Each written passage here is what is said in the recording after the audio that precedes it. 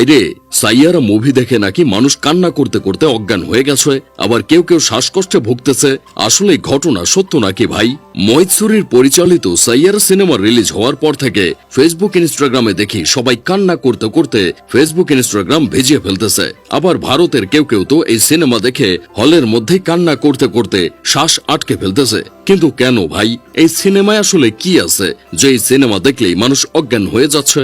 এটাই জানার জন্য আমিও সিনেমাটা দেখতে বসছিলাম। বিশ্বাস করেন ভাই, সিনেমা দেখে আমার চোখ থেকে এক ফোঁটা চোখের পানিও বের হয় নাই। উল্টা যারা কান্না করতে করতে অজ্ঞান হয়ে গেছে তাদের দেখে আমার হাসি পাচ্ছে। এই সিনেমা দেখেই এই জেনারেশন নিঃশ্বাস নিতে পারতেছে না। তাহলে তেরে নাম সিনেমা দেখলে তো এদের আর দুনিয়াতেই খুঁজে পাওয়া যাবে না। তবে যারা এখনো সাইয়ারা সিনেমা দেখেন নাই কিন্তু দেখবেন বলে সময়ের অভাবে দেখতে পারতেছেন না, তারা আমাদের ভিডিও দেখে সিনেমার হালকা একটা স্বাদ নিতে পারেন। সাইয়ারা সিনেমা দেখলে কখনো মনে হবে আপনি আশিকি টু সিনেমার আপডেট ভার্সন দেখছেন, আবার কখনো মনে হবে আপনি দিল বেচারা দেখছেন, আবার কখনো মনে হবে এক ভিলেন দেখছেন, আবার কখনো মনে হবে রকস্টার, তেরে নাম, সানাম তেরি কসম ও মালাং সিনেমার সংমিশ্রণে একটা গর্জিয়াস সিনেমা দেখতেছেন।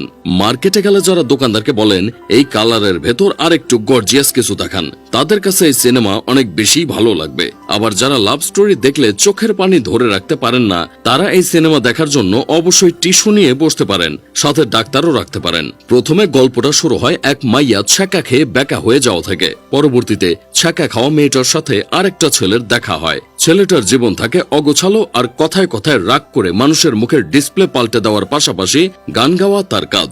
তারপর ছ্যাঁকা খাওয়া মেয়ে আর গান গাওয়া ছেলেটি একসাথে হয়ে দুইজনের জীবন পরিবর্তন করে ফেলে। কিন্তু সেই মুহূর্তে তাদের মধ্যে একটা ঘটনা ঘটে, যার জন্য মেয়েটা ছেলেটাকে ছেড়ে চলে যায়। কিন্তু কেন চলে যায় সেটা দেখতে হলে আপনাকে সিনেমাটি দেখতে হবে। তবে এই সিনেমায় ইন্টারেস্টিং কিছু ফ্যাক্ট নিয়ে আলোচনা করা যাক। ভালোবাসা আসলে নাটক সিনেমাতেই সুন্দর, বাস্তবে এমন ভালোবাসার খুবই অভাব। বাস্তব জীবনে যদি কোনো মাইয়া এইভাবে বলে চইলা যায়, তাহলে পোলা তো চলে যাবে, ফিরেও তাকাবে না মাইয়ার দিকে। আবার সিনেমাতে নায়ক নায়িকাকে বিয়ে করতে চায়, কিন্তু নায়িকা বলে এখনই তোমাকে তোমার স্বপ্ন ভেঙে আমাকে বিয়ে করতে হবে না, তুমি আমার জন্য কেন তোমার স্বপ্ন থেকে দূরে সরে যাবা, বিয়ে করার অনেক সময় আছে। কিন্তু আমাদের দেশের প্রেমিকা হলে গলায় ওড়না পিছিয়ে বলতো তুই আগে আমারে বিয়ে করবি, তারপর যা ইচ্ছা তাই কর। অন্যদিকে মাইয়াকে মাইয়ার বাবা মা মিলে ব্যাগ ট্যাগ গুছিয়ে দিয়ে দেন প্রেমিকার হাতে লিভ ইন করার জন্য। আমাদের দেশে লিভ ইন করার জন্য ব্যাগ গুছিয়ে দেওয়া তো দূরে থাক, পোলা মাইয়া প্রেম করে শুনলে ঝাঁটা দিয়ে আগে কয়েকটা বাড়ি দিত, তারপর কথা বলতো। তাই বলছি ভালোবাসা আসলে নাটক সিনেমাতে দেখানো যায়, বাস্তবে এর ছিটা ফোটা পাওয়া যায় না। কারণ অভাব আসলে একসময় এমন ভালোবাসা জানালা দিয়ে পালায়। তবে আমার বন্ধু কেরামত বলতাছে সিনেমাটা শুধু আমি দেখছি নায়িকাটাকে ভালো লাগছে দেখা, তাছাড়া সিনেমাতে কান্না করার মতো কিছু নাই।